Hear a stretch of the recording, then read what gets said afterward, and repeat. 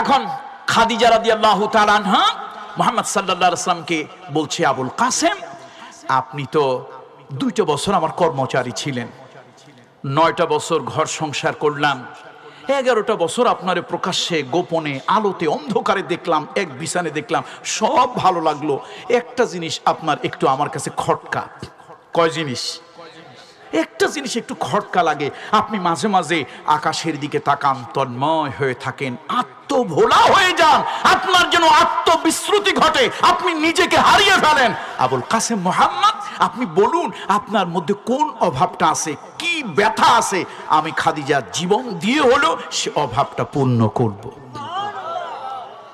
তার মনের মধ্যে একটা ধারণা ছিল, বেশি বয়সে আমার বিয়ে করছে, মনে হয় মানসিক তৃপ্তি, মেন্টাল স্যাটিসফ্যাকশন, যেটা কনজুগাল লাইফে, সেক্সুয়াল লাইফে, এইটা বোধহয় হয়তো সে পায়নি, এরকম একটা ধারণা, তার একটা আইডিয়া।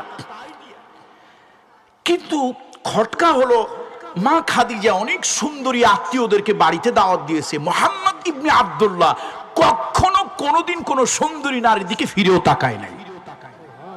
এখন একটা খটকা লাগে না? তারপরে মাঝে মাঝে কিছু টাকা পয়সা জোর করে দিলে সেগুলি কোথায় কোথায় ব্যয় করে দেখে, এতিমকে দেয়, অনাথকে দেয়, কন্যা দায়গ্রস্ত পিতা মাতাকে দেয়, অসহায়কে দেয়, টাকাটা রাখেও না, কোনো খারাপ কাজে, নেশার কাজে ব্যয়ও করে না। এখন খাদিজার মনে হলো খটকা, তাহলে তার মনে অশান্তি কি? একদিন ডেকে বলল, আবুল কাসেম মুহাম্মদ, কি আপনার দিলের মধ্যে ব্যথা আমি জানতে চাই। রাসূলুল্লাহ চোখ দিয়ে দরদর করে পানি চলে আসলো, বলল, খাদিজা, কে আমাকে বানালো, কেন বানালো, এই পৃথিবীতে তিনি আমাকে কেন পাঠালো, কোন জন্য পাঠালো, এই চিন্তা সব সময় আমার দিলের মধ্যে, যতদিন পর্যন্ত ওই মহামহিম স্রষ্টার পরিচয় আমি না পাইব, অতদিন পর্যন্ত আমার দিলে কোনো শান্তি লাগবে না। সুবহানাল্লাহ। এবার মা খাদিজা বলছে, আবুল কাসেম মুহাম্মদ, আমি এরকম একটা সন্দেহ করেছিলাম। আচ্ছা ঠিক আছে, আপনি কি হলে আপনার ভালো হয়? রাসূল বলেন, আমি একটু একাকী, নির্জনে, নিভৃতে মহামহিম স্রষ্টাকে নিয়ে আমি চিন্তা গবেষণা করতে চাই, মুরাকাবা করতে চাই, ধ্যান করতে চাই, মেডিটেশন করতে চাই। আচ্ছা ঠিক আছে, কোথায়? বললো, ওই গাড়ে হেরায়, হেরা গুহায় যাব। মুহাম্মদ রাসূলুল্লাহ হেরা গুহায়, মুহাম্মদ রাসূলুল্লাহ হেরা গুহায়। একদিন, 2 দিন, 3 দিন পার হয়ে গেছে। মা খাদিজা বাচ্চা কাচ্চা গুলো নিয়ে খাবার তাদেরকে খাওয়ায়, কিন্তু নিজের মুখের মধ্যে খাবার যায় না। আহারে, এত ভালো একটা মানুষ ওই জায়গায় গুহার মধ্যে পড়ে আছে, না জানি কি খাইলো না খাইলো।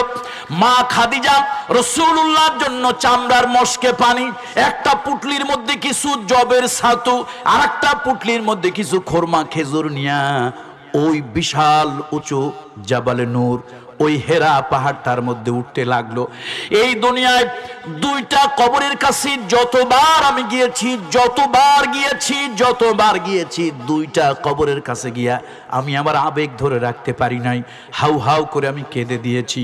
একটা হলো মা খাদিজা রাদিয়াল্লাহু তাআলা আনহা, মাকবারা মুআল্লা, জান্নাতুল মুআল্লা বলে বাংলাদেশিরা, ওই মাকবারা মুআল্লা খানায় কাবা থেকে পশ্চিম সামান্য একটু উত্তর, সামান্য একটু পশ্চিম অ্যাঙ্গেলে, উত্তর দিকে 1 কিলোমিটারের মতো। আহারে, ওই জায়গায় মা খাদিজা বিনতে খুয়াইলিদ শুয়ে আছে। কত ইমানদার সন্তানেরা যায়, হু হু করে কাঁদে, আবেগ ধরে রাখতে পারে না। আমি যতবার গিয়েছি আবেগ ধরে রাখতে পারি নাই। আমার মা খাদিজার জন্য এই জন্য কান্না এসেছে। একজন নারী তার স্বামীকে কতটা ভালোবাসলে, কতটা দরদ আর আবেগ স্বামীর উপরে থাকলে ওই 3 মাইল 3.5 মাইল দূরে চলে যেত, বিশাল উঁচুই পাহাড়টার মধ্যে, গুহার মধ্যে গিয়া দেখতেন আল্লাহ নবী গভীর চিন্তার মধ্যে চোখ বন্ধ করে গভীর চিন্তার মধ্যে মগ্ন আছেন। মা খাদিজা গিয়ে সুন্দর করে আদবে মোহাব্বতে ডাক দিতেন, আবুল কাসেম। বিশ্বনবী চোখ খুলতেন, মুহাম্মদ সাল্লাল্লাহু আলাইহি ওয়াসাল্লাম চোখ খুলতেন, আর চোখ খুলে বলতেন, ও খাদিজা, নিশ্চয় তুমি এসেছো, আমি বুঝতে পেরেছি। আল্লাহর নবী ধ্যান ভাঙতেন, চিন্তা বাদ দিতেন, দেখতেন খাদিজা রাদিয়াল্লাহু তাআলা আনহার মুখখানা শুকনা। রাসূলুল্লাহ বলতেন, খাদিজা তুমি কি কিছু খাও নাই? মা খাদিজা বলতে, আবুল কাসেম, ও কাসেমের বাপ, আপনি একজন ভালো মানুষ, 2 বছর আপনি আমার কর্মচারী রইলেন, 10টা বছর একসঙ্গে ঘর সংসার করলাম, আপনার মতো এমন ভালো মানুষ, সুন্দর সোনার মানুষ আমার চোখে পড়ে নাই। এত ভালো মানুষটাকে গুহার মধ্যে না খাওয়ায় রেখে আমি কেমনে একা একা খাবো? আমার মুখে কোনো খাবার যায় না, এই জন্য আপনার জন্য আমি খাবার নিয়ে আসছি। বিশ্ব নবী স্ত্রীর প্রতি কত ভালোবাসা, কত আবেগ, কত শ্রদ্ধা। আল্লাহ নবীর জন্য খাবার নিয়ে আসছে। মুহাম্মদ সাল্লাল্লাহু আলাইহি ওয়াসাল্লাম নিজে আগে খান নাই, ওই পুটলির থেকে আগে একটা খুরমা বের করেছেন, আল্লাহর নবী মা খাদিজার মুখের মধ্যে দিয়েছেন, আগে তাকে খাওয়াইয়া তারপরে মুহাম্মদ সাল্লাল্লাহু আলাইহি ওয়াসাল্লাম খেয়েছেন। স্বামী আর স্ত্রী একসাথে খাওয়া, এটা ভালোবাসা আরো প্রগাঢ় করে দেয়। আম্মা জান আয়েশা সিদ্দিকা বলেছেন, মুহাম্মদ সাল্লাল্লাহু আলাইহি ওয়াসাল্লাম আমার সাথে এক প্লেটে খেতে বসতেন, গোশতের টুকরা থেকে আমি একটু ছিঁড়ে নিয়েছি, আমার মুখের লালা গোশতের সাথে লেগে আছে। আল্লাহর নবীর যদি হাতে মুখে যদি এই গোশতটা লাগে বেয়াদবি হবে, এই ভয়ে আমি ওই গোশতের টুকরাটা একটু দূরে রাখতাম। একসাথে এক প্লেটে খাচ্ছি, একটু দূরে রাখতাম, নবীজির হাত যেন ওই টুকরায় না পড়ে। আমার মুখের এঁটো, আমার মুখের লালা ওটার মধ্যে লেগে আছে। মুহাম্মদ সাল্লাল্লাহু আলাইহি ওয়াসাল্লাম ওই গোশতটা ধরতেন, আমি যেই জায়গায় মুখ লাগিয়ে খেয়েছি আল্লাহর নবী আমাকে ঘৃণা করতেন না, আল্লাহর নবী আমাকে ঘৃণা করতেন না, উচ্ছিষ্ট মনে করতেন না। আমার ওই গোশতটাকে তিনি মুখের মধ্যে দিয়ে গোশত ওখান থেকে ছিঁড়ে নিতেন, আমার চেহারার দিকে তাকিয়ে মুস্কি একটা হাসি দিতেন। আল্লাহু আকবার। এই যে দাম্পত্য জীবনের ভালোবাসা, আপনার ঘরে এয়ার কন্ডিশন আছে, ফ্রিজ আছে, খাট আছে, পালঙ্ক আছে, সব আছে, স্বামী স্ত্রীর মহব্বত নাই, আল্লাহর কসম ঘরটা জাহান্নামের একটা টুকরা। স্বামী স্ত্রীর ভালোবাসা আছে, তোষকটা শক্ত, বালিশটা শক্ত, তেমন কিছু আসবাবপত্র নাই, শুকনো রুটি আর হয়তো একটু ডাল অথবা একটু মিঠাই, তাই দিও ঘরটা বড় শান্তিতে আছে, বড় ভালো আছে। মা বোনদেরকে বলবো, মায়েরা আজকে আমার মা এবং বোনেরা যারা মাইকের আওয়াজ শুনছেন যতদূর যাচ্ছে, আজকে মা এবং বোনদেরকে বলবো, স্বামী যদি খারাপও হয়, স্বামীকে শত্রু নয়, খারাপ আচরণ নয়, আপনি ভালোবাসা দিয়ে খারাপ স্বামীকে আপনি ভালো বানাবেন। স্বামী যদি ডাকাতও হয়, এই ডাকাত স্বামীকে মানুষ বানানোর দায়িত্ব আপনার। নারীকে আল্লাহ তাআলা এমন ধৈর্য দিয়েছে, ইচ্ছে করলে একটা খারাপ স্বামীকে নারী ভালোবাসা দিয়ে, হৃদয় দিয়ে, আন্তরিকতা দিয়ে স্বামীকে ভালো বানাতে পারে, ফেরাতে পারে কিনা বলেন? আর কানের কাছে যদি সব সময় শুধু রেডিওর মতো বাজতেই থাকে, প্যান প্যান, এই পাইলাম না, ওই পাইলাম না, এই হইল না, ওই হইল না, ঘর কি শান্তি না অশান্তি? আহা, গাড়ি হেরা হাজী সাহেবরা দেখছেন না? হাজী সাহেবরা দেখছেন না গাড়ি হেরাটা কত উঁচু পাহাড়? আল্লাহু আকবার।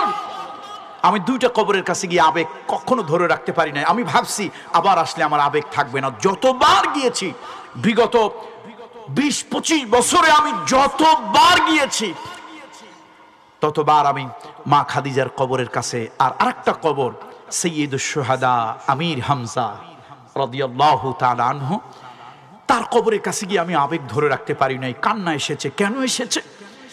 আসার কারণ হলো, রাসূলুল্লাহ সাল্লাল্লাহু আলাইহি ওয়াসাল্লাম মায়ের গর্ভে থাকা অবস্থায় বাবাকে হারালেন।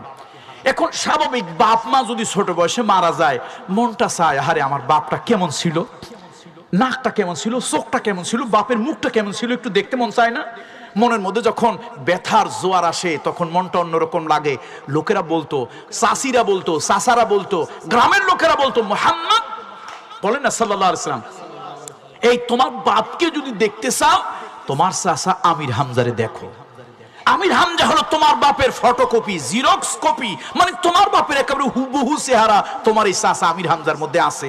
তো রাসূলুল্লাহ সাল্লাল্লাহু আলাইহি ওয়াসাল্লাম যখন কেউ নাই, এই চিন্তা যখন হতো, আহারে আমার দুনিয়ায় আল্লাহ কেউকে রাখেনি, এই চিন্তা যখন হতো, তখন লুকিয়ে লুকিয়ে ওই চাচা আমির হামজার চেহারার দিকে তাকাতো, চোখ বেয়ে দর করে পানি পড়তো, আর মনে মনে ভাবতো, আমার পিতা বেঁচে থাকলে এইরকম থাকতো, এইরকম দেখা যেত। এই জন্য আজকে যুবকদেরকে বলি, আল্লাহর দোহাই, তোমাদের আল্লাহর দোহাই, তোমাদের আল্লাহর কসম, চাচা, মামা, ফুফু, খালা এদের সাথে সম্পদের কারণে সম্পর্ক ছিন্ন করিও না, তোমাদের হাতে পায়ে ধরি। মুহাম্মদ রাসূলুল্লাহ সাল্লাল্লাহু আলাইহি ওয়াসাল্লাম চাচার কথা বলতেছিলাম, আমির হামজা। আরে আমির হামজা, রাসূলুল্লাহ সাল্লাল্লাহু আলাইহি ওয়াসাল্লাম মাঝে মাঝে চাচার চেহারার দিকে তাকায় আর চোখ মুছে। লোকেরা বলে, মুহাম্মদ তোমার বাবার চেহারাটা, আব্দুল্লাহর চেহারাটা হুবহু ওই আমির হামজার মতো। ওই চাচার দিকে মাঝে মাঝে তাকায়। এই আমির হামজা তিনি মুশরিক ছিলেন, কাফের ছিলেন। একদিন ঘরে এসে দেখলো তার স্ত্রী কাঁদতেছে। পুরুষদের এটা একটা সাইকোলজিক্যাল একটা ম্যাটার। পুরুষ যদি হাজারো কষ্ট করে ঘরে এসে স্ত্রীকে একটু ভালো পায়, অর্থাৎ একটু হাতটা এগিয়ে দেয়, জামাটা খুলে দেয়, গরমের দিন হলে একটু পাখাটা ছেড়ে দেয়, পুরুষের দেখবেন হাজারো কষ্ট করে আসছে, গাধার মতো খেটে আসছে, ঘরের বউ যদি একটু ভালোভাবে গ্রহণ করে মনে হয় যেন সব কষ্ট দূর হয়ে গেছে। তার কারণ এদের জন্যই তো খাঁটি। এখন পুরুষেরা যদি ঘরে এসে দেখে মাশাআল্লাহ বৈশাখ মাসের মেঘ স্ত্রীর মুখের মধ্যে সব, আচ্ছা বলেন তো বাহির থেকে কষ্ট করে ঘরে এসে যদি এরকম দেখেন কষ্টটা আরো বাড়ে না? আমির সাইয়্যিদুশ শুহাদা আমির হামজা রাদিয়াল্লাহু তাআলা আনহু শিকার করতে গিয়েছিলেন, শিকারের পোশাক ড্রেস এবং তীর ধনুক সাথে, অনেক কষ্ট করে আসছেন। শিকার করে আসা মানে কষ্ট করে আসা। ঘরে এসে দেখে বউর মেজাজটা একেবারে বৈশাখ মাসের মেঘে ভরা, দুই চোখ দিয়ে পানি দরদর করে পড়েছে, অশ্রুর দাগ রয়েছে। বউ কথা টথা কয় না, আমির হামজার মেজাজ আরো গরম হয়েছে। কষ্ট করি আসছে, বউ কথা না, তোমার কি হয়েছে? বউ কয় আমার দিলে কষ্ট লেগেছে। আমি কি তোমার সাথে খারাপ ব্যবহার করছি? কেন তোমার দিলে কষ্ট লাগলো? কয় যে স্বামী, ওই আপনার যে একটা এতিম ভাতিজা আছে, কি নাম বলুন তো? মুহাম্মদ ইবনে আব্দুল্লাহ। বলছে স্বামী, আজকে আবু জাহাল তার মাথায় একটা ধনুক দিয়ে বাড়ি মেরেছে, মাথাটা ফেটে রক্ত বের হয়েছে। ছেলেটা এত ভালো, এত ভদ্র, নীরবে চোখের পানি ফেলেছে, কোনো গালি দেয়নি, কোনো খারাপ ব্যবহার করেনি। আমার কাছে কষ্ট লাগছে। আরে তার মা যদি আজকে বেঁচে থাকতো, বাবা যদি বেঁচে থাকতো, না জানি দিলে কত কষ্ট লাগতো। আল্লাহ তাআলা তার এত এতিম বানাইলো, আপনজন নাই। আর বাপ চাচা যারা আছে, বোর কথা কি স্বামীর দিলে আঘাত লাগছে না লাগে নাই? আমির হামজার দিলে আঘাত লাগছে রাদিয়াল্লাহু তাআলা আনহু। দিলের মধ্যে আঘাত লেগেছে। আমার স্ত্রী পরের মেয়ে, পরের বংশের মেয়ে, আমার ভাতিজার রক্ত দেখে তার কলিজায় ব্যথা লাগে। আমি কেমন চাচা হইলাম, আমার দিলে ব্যথা লাগে না? সহ্য করতে পারে নাই আমির হামজা রাদিয়াল্লাহু তাআলা আনহু, সহ্য হয় নাই। পোশাক খোলে নাই, তীর হাতে, ধনুক হাতে খুঁজতে লাগলো আবু জাহালকে। আবু জাহালকে পেয়ে বলছে, আবু জাহাল তুই আমার ভাতিজার মাথায় আঘাত দিয়েছিস, রক্ত বের করেছিস, শোন তার বাবা মারা গিয়েছে, তার মা দুনিয়ায় নাই, দাদা দুনিয়া থেকে চলে গেছে, কিন্তু চাচা আমির হামজা এখনো দুনিয়ায় আছে। খবরদার, যতদিন আমি বেঁচে আছি এই এতিমের মাথায়, এতিমের গায়ে হাত তুলবি না। বলছে তুমি কি ইসলাম গ্রহণ করেছো? কারণ আমি ইসলাম গ্রহণ করি না, এই বাপ দাদার ধর্মেই আছি। এটা হলো রক্তের টান, রক্তের জন্য। আমির হামজা রাদিয়াল্লাহু তাআলা বাড়ি আসছে, মনে মনে ভাবলো যাক বউটার মুখটা একটু খুশি, চিন্তা করলো স্ত্রী আর একটু খুশি হোক, দেখি এতিমটা কোথায় আছে, একটু দেখি। খুঁজতে খুঁজতে গিয়া মুহাম্মদ রাসূলুল্লাহ সাল্লাল্লাহু আলাইহি ওয়াসাল্লামকে পেয়ে গেছে। গিয়ে বলছে, বাবা মুহাম্মদ দুঃখ করো না, তোমাকে যেরকম রক্তাক্ত করেছে আব্দে মানব গোত্রের সন্তান। আরবদের কিন্তু আবার গোত্রের খুব অহংকার, খুব গোত্রের জন্য প্রেম, জীবন দিতে পারে বংশের জন্য। বলছে তুমি কোরাইশ বংশে আব্দে মানব গোত্রের সন্তান, তোমার গায়ে রক্ত ঝরিয়েছে, গোটা আব্দে মানব গোত্রের রক্ত ঝরেছে। খবরদার বাবা, তুমি মনে কষ্ট নিও না, ওই রক্তের বদলা আমি নিয়ে এসেছি। আবু জাহেলের মাথা আমি ফাটিয়ে এসেছি, যত ফোঁটা রক্ত তোমার ঝরেছে অত ফোঁটা রক্ত ওরে ঝরাইছে। নবীজির মধ্যে কোনো হাসি নাই, খুশি নাই, আনন্দ নাই। আমির হামজা চিন্তা করে, ব্যাপার কি বাবা, তুমি খুশি হও নাই? না চাচা, কাজটা ঠিক হয় নাই। কেন ঠিক হয় নাই? তোমার রক্ত ঝরিয়েছে আবু জাহালের রক্ত ঝরিয়েছি আমি, কেন ঠিক হয় নাই? বললো চাচা, রক্তের বদলা রক্ত নিলে কি সে প্রতিশোধ হয়?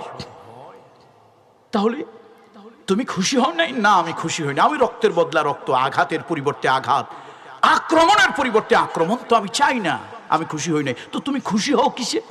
চাচা, আপনি যদি মানবতার ধর্ম তাওহীদের বাণীটা গ্রহণ করেন তাহলে আমি খুশি হব। এই রক্তারক্তির মধ্যে শান্তি নাই। আমির হামজার হৃদয় নাড়া দিয়েছে, রক্তে শিহরণ জাগলো। এটি কেমন ছেলে, রক্তের বদলা রক্ত চায় না, আঘাতের পরিবর্তে আঘাত চায় না। ভাতিজা, এই যদি হয় তোমার আদর্শ, আমি চাচা হয়ে বলতেছি, তোমার আদর্শ গোটা পৃথিবীতে ছড়িয়ে পড়বে। এই আদর্শ দিয়ে একদিন গোটা পৃথিবী তুমি জয় করে ফেলবে। হাত বাড়াও, আমি তোমার হাতে এখনই পড়ছি কালেমা তাইয়্যিবা লা ইলাহা ইল্লাল্লাহু মুহাম্মাদুর রাসূলুল্লাহ সাল্লাল্লাহু আলাইহি ওয়াসাল্লাম। আজকে সেই মহামানবের আদর্শবাদ দিয়ে দেওয়ালে দেওয়ালে লেখো আমরা অমকের আদর্শের সৈনিক। আমি জানি কথা বললে তুমি অসন্তুষ্ট হবে, আমার উপরে আঘাত দেবে। একবারও তুমি চিন্তা করো না কি এক মহামানব তুমি হারিয়েছ। বন্ধুরা, আমার কথা আর বাড়াবো না। মা খাদিজার কবরের কাছে আমি যতবার গিয়েছি আমি আবেগ ধরে রাখতে পারি না। এই মা খাদিজা 5টা বছর মুহাম্মদ সাল্লাল্লাহু আলাইহি ওয়াসাল্লামের জন্য ওই গাড়ে হেরার মধ্যে খাবার নিয়ে উঠতেন। 40 বছর পুরা হয়ে গেল মুহাম্মদ সাল্লাল্লাহু আলাইহি ওয়াসাল্লামের। একদিন ঐশী মেসেঞ্জার এসে বলল, ইকরা ইয়া মুহাম্মদ, হে মুহাম্মদ আপনি পড়ুন। নবীজি বললেন, মা আনা বিকারিন, আমি তো পড়তে জানি না, I don't know how to read.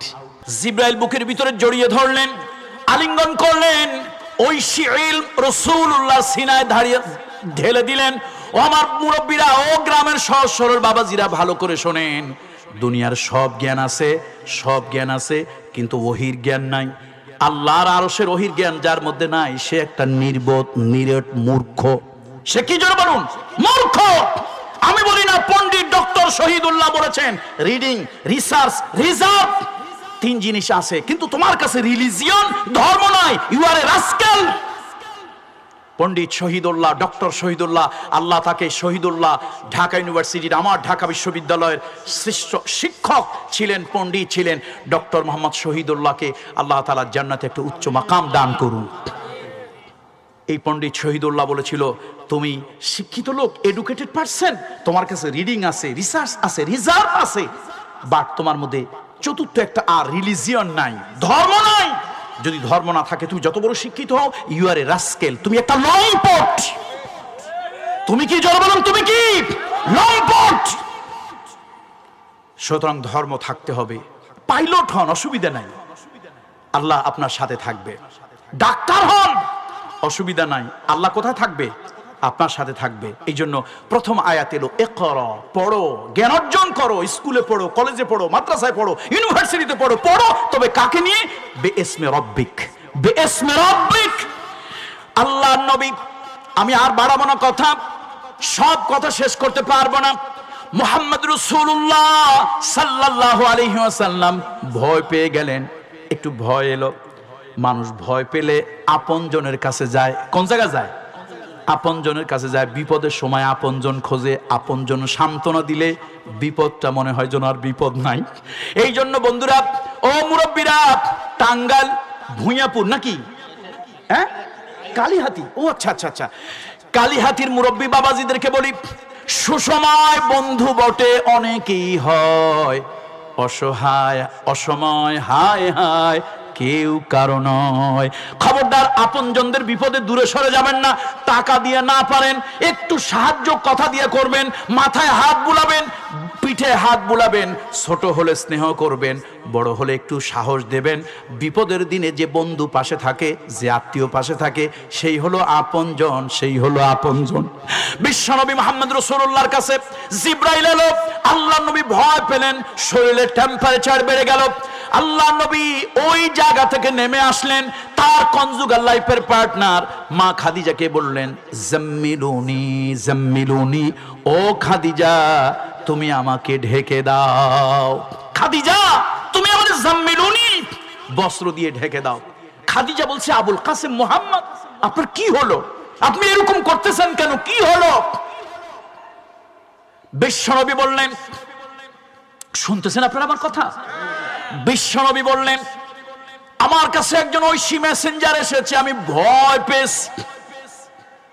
মা খাদিজা বললেন, আবুল কাসেম মোহাম্মদ কি হয়েছে বলুন।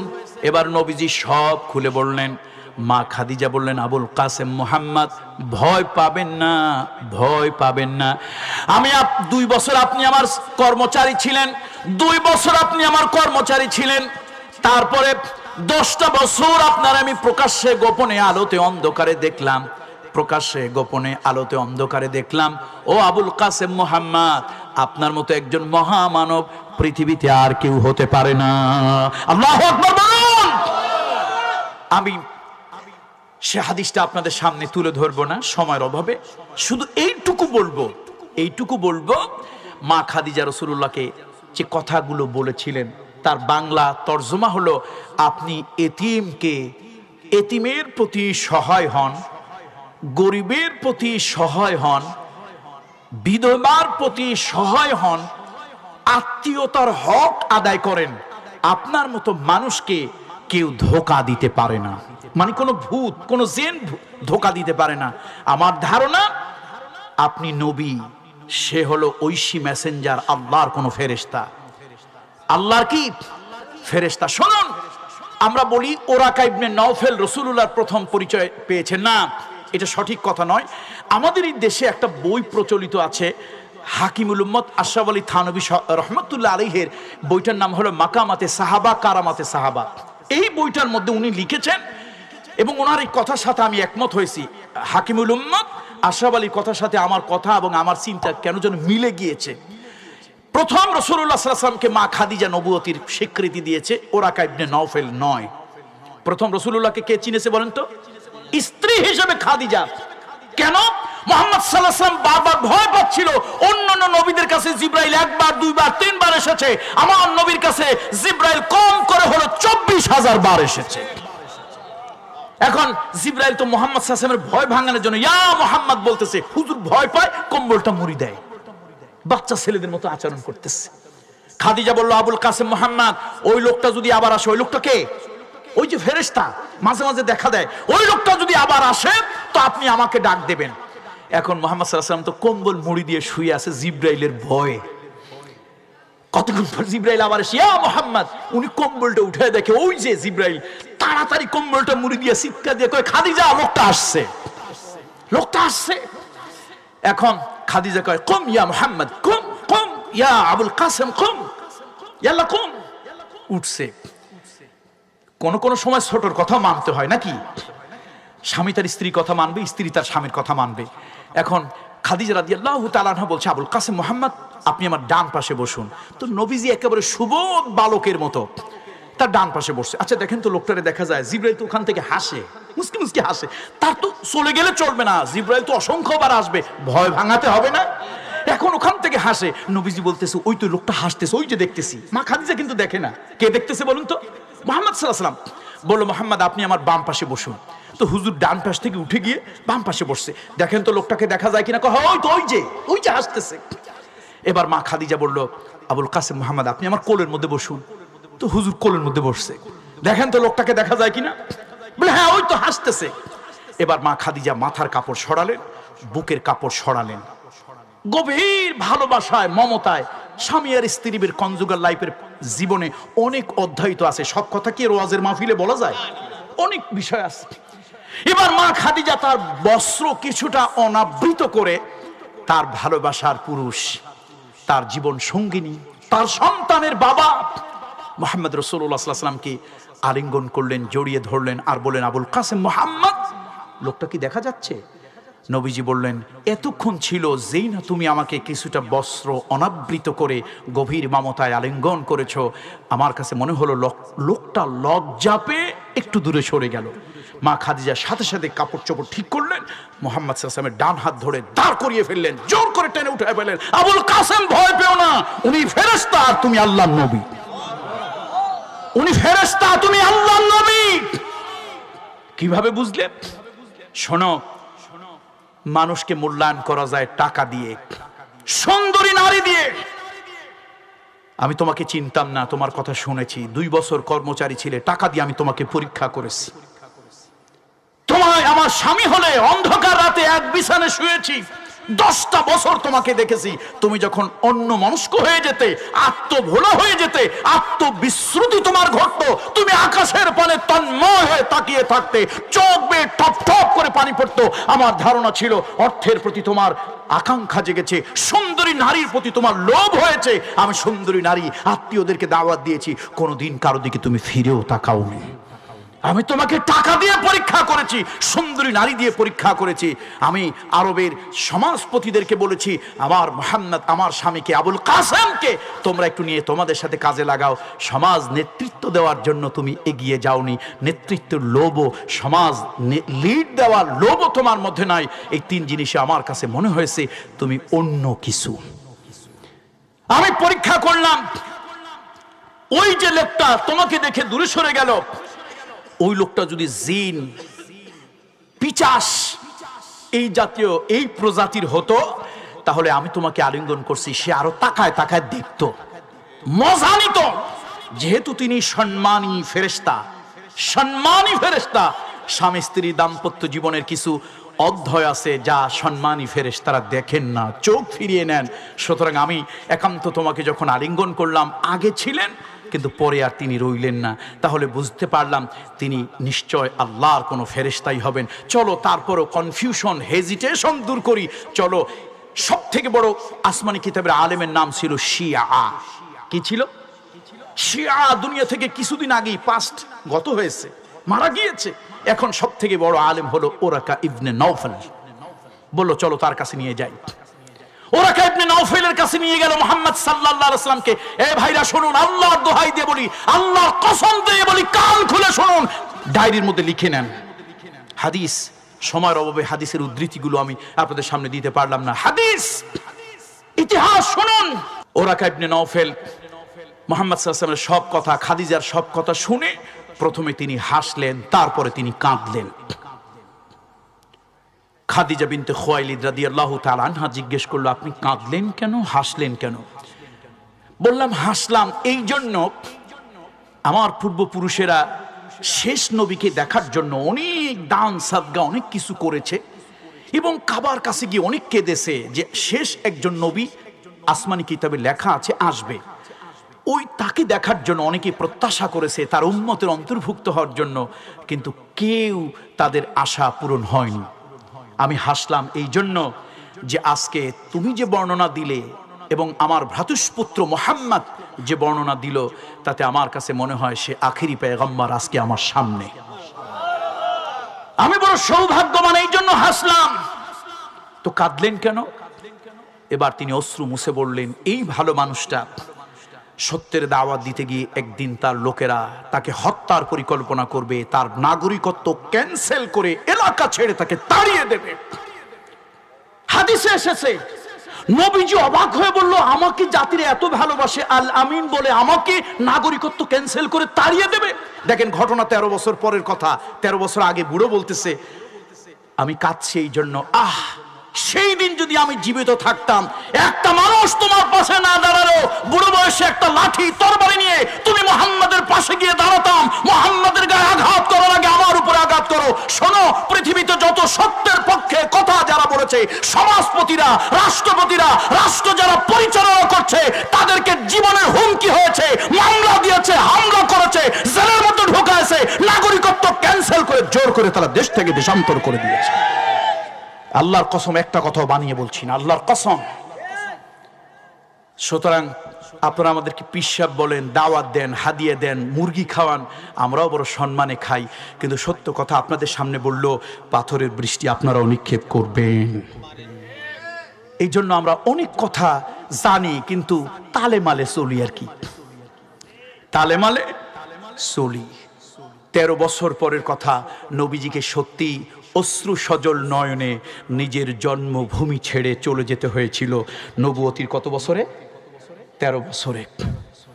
13 বছরে, সেই 13 বছরের কথাটা আগেই ওরাকা ইবনে নওফল বলেছিল আর কেঁদেছিল, আমি যদি সেদিন জীবিত থাকতাম, একটা আফসোস করে এরকম বলেছিল, আমি যদি সেই দিন পর্যন্ত জীবিত থাকতাম তাহলে তোমার পাশে গিয়ে দাঁড়াতাম।